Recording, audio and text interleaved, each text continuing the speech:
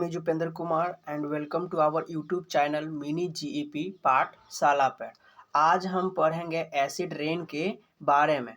Acid rain क्या होता है, यह कैसे डेवलप हो जाता है, इसका इफ़ेक्ट्स क्या क्या होता है, सब हम जानेंगे। तो एसिड रेन को जानने से पहले हमको इसका पाथवे जान लेना बहुत ही ज़रूरी है कि एसिड रेन का पाथवे क्या है, किस तरह से यह एसिड रेन बनता है। तो चलिए आइए स्टार्ट करते हैं एसिड रेन। एसिड रेन जानने से पहले हमें कुछ ओवरव्यू जान लेते हैं, उसका पाथवे क्या है वो जान लेते हैं। तो सबसे पहले जो बहुत सारे व्हीकल्स होते हैं, बहुत सारे फैक्ट्रीज होते हैं, जब किसी भी चीज़ को बर्न करते हैं तो उसमें से कार्बन डाइऑक्साइड गैस निकलता है, CO2 निकलता है, जो एटमॉस्फेयर में चला जाता है। एटमॉस्फेयर में जाते हैं और एटमॉस्फेयर में क्या रहते हैं, क्लाउड रहते हैं। तो क्लाउड में पानी रहता है, वाटर रहता है, तो इसके साथ यह रिएक्ट करके क्या बना लेता है, कार्बोनिक एसिड बना लेता है। ठीक है, कार्बोनिक एसिड बना लेता है। वैसे ही बहुत सारे फैक्ट्रियों से, चिमनी वगैरह से क्या निकलते हैं, सल्फर डाइऑक्साइड गैस निकलता है। और ये भी सल्फर डाइऑक्साइड गैस भी कहाँ जाता है, एटमॉस्फेयर में। और एटमॉस्फेयर में जो क्लाउड है उसके साथ रिएक्ट करके क्या बना लेता है, इसके साथ मिल करके बना लेता है सल्फ्यूरिक एसिड, H2SO4। ठीक है, H2SO4 को एक और नाम से जाना जाता है अम्लों का राजा। ठीक है, किंग ऑफ एसिड। ठीक है, उसके बाद एक और गैस निकलती है जैसे तेल शोधक कारखानों से, नाइट्रोजन डाइऑक्साइड। ये भी एटमॉस्फेयर में जाते हैं, वाटर के साथ रिएक्ट करते हैं और रिएक्ट करके क्या बनाते हैं, नाइट्रिक एसिड, NHO3। ठीक है, तो ये हमारा कुछ था ओवरव्यू देखें हम लोग कि एसिड रेन किस प्रकार से बनते हैं। एसिड रेन का मतलब होगा कि इसका जो रेन जो होता है, नॉर्मल जो रेन होता है उसका pH वैल्यू 6 से 7 होता है, इसके अराउंड होता है। pH में इसका 6 से 7 के बीच होता है। ठीक है, नॉर्मल एसिड का, नॉर्मल रेन का। ठीक है, अगर हम एसिड रेन की बात करें, एसिड रेन की बात करें तो एसिड रेन का जो pH होता है, एसिड रेन का जो pH होता है लगभग 5 से 5.5 होता है। 5.5 इसका एसिड रेन का pH वैल्यू होता है। ठीक है, तो हम लोगों ने देखा कि कुछ गैसेस होते हैं, जहरीले गैसेस, जैसे कि SO2 sulphur dioxide, CO2 carbon dioxide और NO2 नाइट्रोजन डाइऑक्साइड। ये सब एटमॉस्फेयर में जाते हैं और एटमॉस्फेयर में जा करके वाटर के साथ रिएक्ट करते हैं। रिएक्ट करके फिर वो क्या होता है, वहाँ पर ये सब गैसेस जैसे कि सल्फ्यूरिक एसिड, सल्फर डाइऑक्साइड से रिएक्ट करके सल्फ्यूरिक एसिड बनाता है, इसके साथ कार्बोनिक एसिड बनाता है, इसके साथ नाइट्रिक एसिड। तो वो सब गैसेस एटमॉस्फेयर में जमा हो जाते हैं, बादल के साथ जमा हो जाते हैं और भारी होने की वजह से एक साथ, अगर यह एक मॉलिक्यूल पहले से था, यह एक मॉलिक्यूल पहले से था, फिर यह एक मॉलिक्यूल और जुड़ गया, फिर यह कार्बोनिक एसिड जुड़ गया, फिर यह सल्फ्यूरिक एसिड जुड़ गया, नाइट्रिक एसिड जुड़ गया, वाटर है, तो ये सब भारी होने की वजह से फिर यह नीचे प्रेसिपिटेट हो जाते हैं, नीचे गिर जाते हैं। और इस रेन को हम क्या बोलते हैं, इसी प्रकार के रेन को हम बोलते हैं एसिड रेन बोलते हैं। ठीक है, तो चलिए, ये तो हमारा हो गया ओवरव्यू। अब डिटेल से जानते हैं क्या लिखा हुआ है हमारा एसिड रेन के बारे में। ठीक है, क्या बोलता है कि द नॉर्मल रेन, एक मिनट कलर चूज कर लेते हैं, कलर ले लेते हैं थोड़ा सा। The normal rain water is slightly acidic. जो नॉर्मल रेन जो होता है, नॉर्मल जो वर्षा होता है, उसका जो अगर pH की बात करें तो वो स्लाइटली एसिड होता है, मतलब थोड़ा सा एसिडिक होता है। ठीक है। pH इन रेंज जैसे 6 से 7 के बीच में उसका रेंज होता है। ऐसे हम लोगों ने पढ़े होंगे हम लोग कि जो वर्षा जल जो होता है उसका pH मान 7 के बराबर होता है। ठीक है। लिखा हुआ है कि this acidic is contributed by the naturally occurring carbon dioxide which get dissolved in the rain water to form carbonic acid. देखो पहले हम बताए थे कि जो कार्बन डाइऑक्साइड जो होते हैं वो वाटर के साथ रिएक्ट करके क्या बना लेते हैं, कार्बोनिक एसिड बना लेते हैं। ठीक है। The lowest pH of the normal rain is around 5.6। हम क्या बोले थे 5.5, यहाँ पे क्या लिखा हुआ है 5.6। ठीक है। तो जो लोवेस्ट पीएच होता है रेन वाटर एसिड रेन का जो पीएच होता है वो कितना होता है 5.6 होता है। ठीक है। when the pH the rain water is less than 5.5 जब इतना कम हो जाता है 5.5 मतलब 5.5 इतना जब कम हो जाता है एसिड रेन का मतलब रेन का पीएच वैल्यू जब कम हो जाता है तो it is considered acid rain. इसको हम क्या बोलते हैं, एसिड रेन बोलते हैं। जैसे नॉर्मल वर्षा का जो पानी होता है उसका पीएच वैल्यू होता है 6 से 7, लेकिन हम एसिड रेन किसको बोलेंगे, जब किसी भी वाटर का जो रेन हो रहा है वर्षा हो रहा है उस वाटर का पीएच वैल्यू अगर 5.5 है या उससे लेस है, उससे क्या है लेस है, तो इस वाटर को हम क्या कंसीडर करते हैं कि ये जो वाटर है रेन जो हो रहा है वो एसिडिक है। यानी इस प्रकार के रेन को हम बोलते हैं एसिड रेन बोलते हैं। ठीक है। होता क्या है इसमें लिखा हुआ कि दिस एसिडिटी, ये जो एसिडिटी हुआ है acidity is predominantly contribute by the two acid, यह दो एसिड के मिलने से बना है। एसिडिक वर्षा का जल जो हुआ है वो एसिडिक क्यों हुआ है, अम्लीय क्यों हुआ है, तो यह दो गो इसमें मेन एसिड कंट्रीब्यूट करता है, दो गो एसिड की वजह से यह मेनली एसिडिक हो जाता है। पहला एसिडिक बनाने में कौन सा अम्ल काम कर रहा है, तो सल्फ्यूरिक एसिड। दूसरा जो है वो हमारा है नाइट्रिक एसिड HNO3। ठीक है। लिखा हुआ है to a lesser extent by the hydrochloric acid and organic acid. इसके साथ साथ कुछ ये तो दो ऊपर हैं कि सल्फ्यूरिक एसिड और नाइट्रिक एसिड, ये दोनों मेजर कंट्रीब्यूट करते हैं वर्षा जल को एसिडिक बनाने के लिए। लेकिन कुछ और गैसेस हैं जैसे कि हाइड्रोक्लोरिक एसिड HCl और कुछ ऑर्गेनिक एसिड्स हैं जो क्या करते हैं, वो भी वर्षा जल को अम्लीय बनाने में कंट्रीब्यूट करते हैं। ठीक है। आगे चलते हैं, आगे बढ़ते हैं। उसके बाद हमारा क्या बोल रहा है, development of the acid rain. Acid rain कैसे डेवलप हो जाता है, नॉर्मल रेन है, नॉर्मल रेन एसिड रेन में क्यों बदल जाता है। ठीक है। पढ़ते हैं। लिखा हुआ कि एज द इंडस्ट्रियलाइजेशन, जैसे जैसे इंडस्ट्रियलाइजेशन हो रहा है, कल कारखाना बढ़ रहा है, इंडस्ट्री वगैरह बढ़ रहा है, वैसे ही वर्ल्ड ओवर इंक्रीज मतलब देशों में there increase in the environmental pollution, देशों में क्या हो रहा है, इन्वायरमेंट में पॉल्यूशन देखने को मिल रहा है by the oxides of sulphur and nitrogen, जिसमें से बहुत सारे इंडस्ट्रीज हैं जिसमें से सल्फर डाइऑक्साइड निकल रहा है, सल्फर का ऑक्साइड, नाइट्रोजन का ऑक्साइड निकल रहा है। दीज गैसेस, ये सब जो गैसेस होते हैं, pollute the pollutants are light and they can carry away from site of production. ठीक है। मतलब ये सब जो गैसेस हैं, कौन से गैसेस, यह सल्फर डाइऑक्साइड, नाइट्रोजन डाइऑक्साइड, ये सब गैसेस पॉल्यूट कर रहा है, एयर को भी पॉल्यूट कर रहा है, जिसके कारण वो लिखा हुआ है कि 200 to 1000 kilometre by the wind से, हवा के जरिए वो सब जो गैसेस हैं वो एक कंट्री से वह वन कंट्री से अनदर कंट्री में भी जा सकते हैं। ठीक है।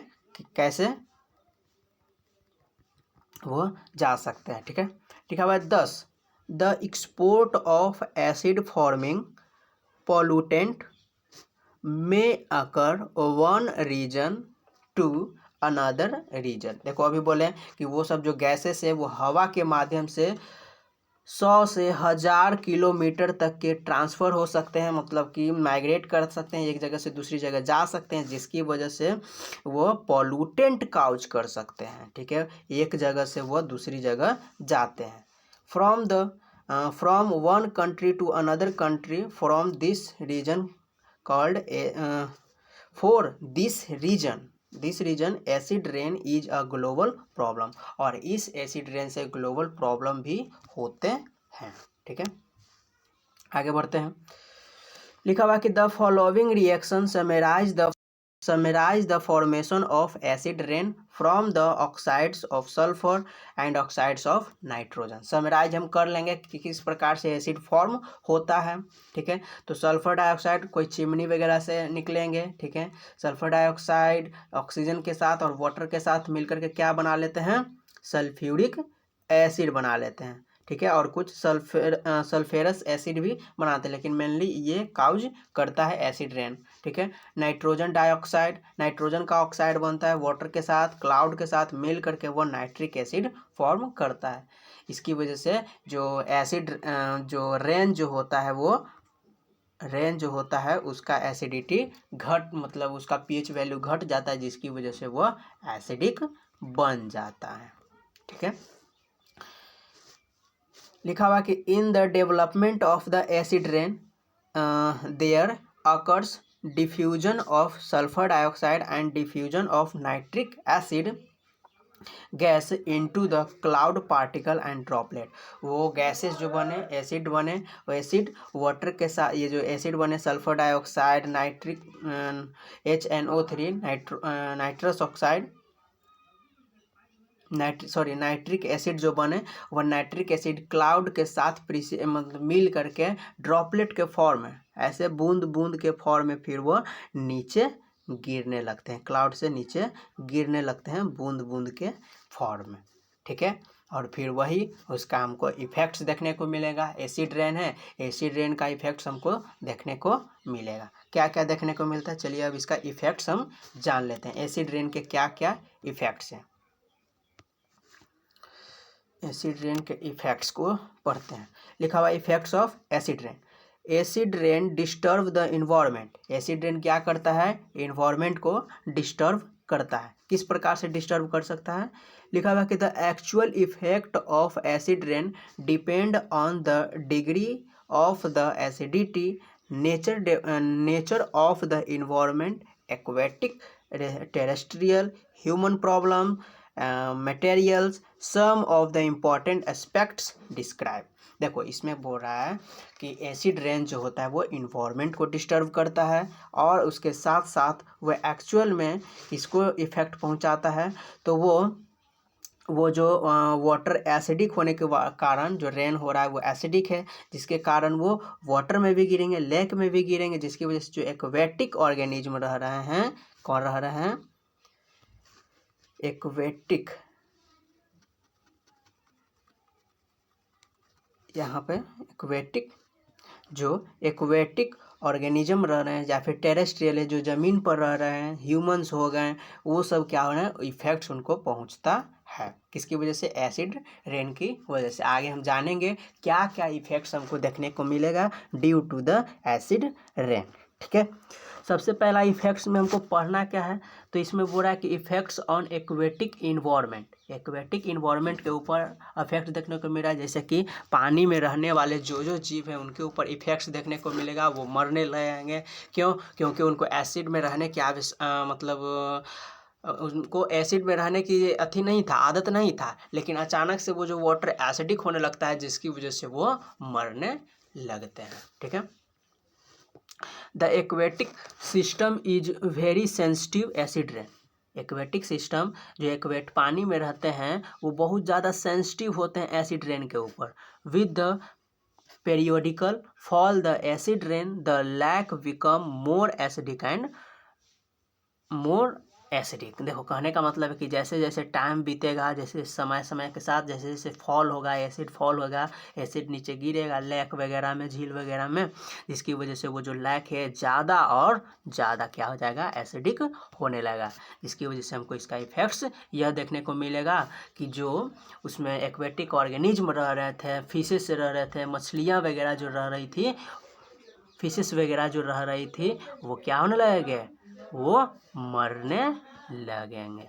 ठीक है, इसका इफेक्ट्स ये देखिए, इसका इफेक्ट्स हमको मूर्तियों के ऊपर देखने को मिलता है कि इसका कलर्स क्या हो रहे हैं, भाग रहा है। कलर देखो कि चेंज होने लगता है। कितना सुंदर देखने में लग रहा है। लेकिन जब एसिड रेन नहीं हुआ होगा तो यह और भी सुंदर देखने को लगता होगा, देखने में लगता होगा। ये देखो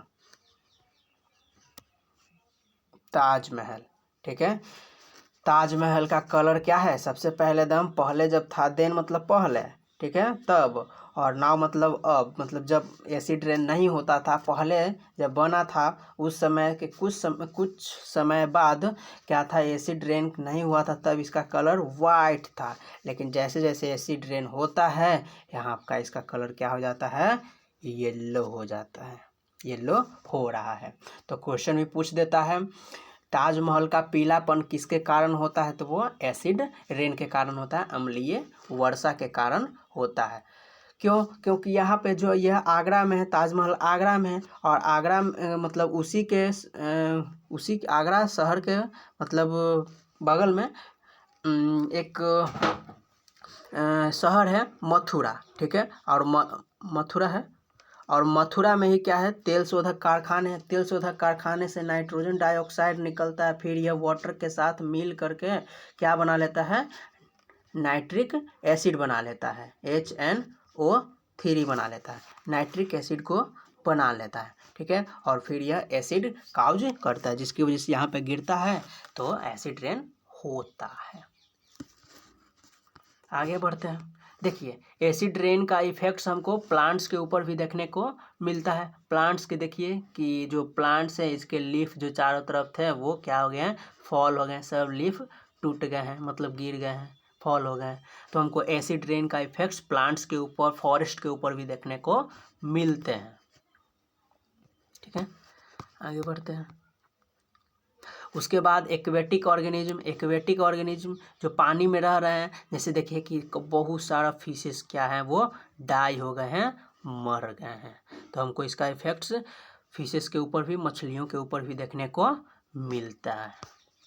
उसके बाद सॉल्यूशन ऑफ एसिड रेन, हम एसिड रेन का क्या सॉल्यूशन कर सकते हैं, सॉल्यूशन क्या है, आइए सॉल्यूशन पढ़ते हैं। लिखा हुआ है कि fit scrubber into factory chimney which are chemical filter that remove impurities such as sulfur from a smoke। देखो क्या कर रहा है कि हमको क्या फिट करना चाहिए, स्क्रबर लगाना चाहिए, स्क्रबर फिट करना चाहिए। स्क्रबर क्या होता है, तो स्क्रबर जो होता है वो सल्फर को क्या करता है कि वो क्या कर लेता है, उसको मतलब उसको रिमूव कर देता है। जो सल्फर डाइऑक्साइड निकल रहे हैं उसमें से सल्फर को वो अपने जगह अपने ऊपर रख लेता है, उसको इम्प्योरिटी को उसमें से हटा देता है। तो इसीलिए चिमनियों वगैरह में हमको क्या फिट करना चाहिए, स्क्रबर्स यूज करना चाहिए। Factory chimney which are chemical filter, जो केमिकल को फिल्टर कर देता है, रिमूव कर देता है इम्प्योरिटीज़ को, जैसे कि सल्फर को रिमूव कर देता है स्मोक में से। ठीक है, उसके बाद हमको कार में क्या यूज करना चाहिए, car can be fitted, car में हमको क्या फिट करना चाहिए, स्पेशल टाइप का कन्वर्टर यूज करना चाहिए जो क्या रिमूव कर देता है, हटा देता है डेंजरस केमिकल्स, गैसेस को। वैसे ही government need to spend more money on pollution control, pollution के ऊपर कंट्रोल करने के लिए गवर्नमेंट को कुछ मनी स्पेंड करने की ज़रूरत है। ठीक है, खर्च करने की कुछ ज़रूरत है, किसको, गवर्नमेंट को। Government need to invest, government को पैसे इन्वेस्ट करने की ज़रूरत है किसके ऊपर? Researching different way to produce energy, energy produce करने के लिए। जैसे बहुत सारे फैक्ट्रीज हैं, उनको मतलब वो कार्बन डाइऑक्साइड, सल्फर डाइऑक्साइड, उसके बाद नाइट्रोजन डाइऑक्साइड ना निकाले, इसके लिए उनको कुछ और एनर्जी का सोर्स खोजना जरूरी है। ठीक है, आगे क्या हमको पढ़ना है? चलिए, तो यहाँ पे ख़त्म हो गया है। ठीक है, अगर यह लेक्चर अच्छा लगा होगा तो हमारे चैनल को सब्सक्राइब कर लीजिए। थैंक्स फॉर वॉचिंग, धन्यवाद।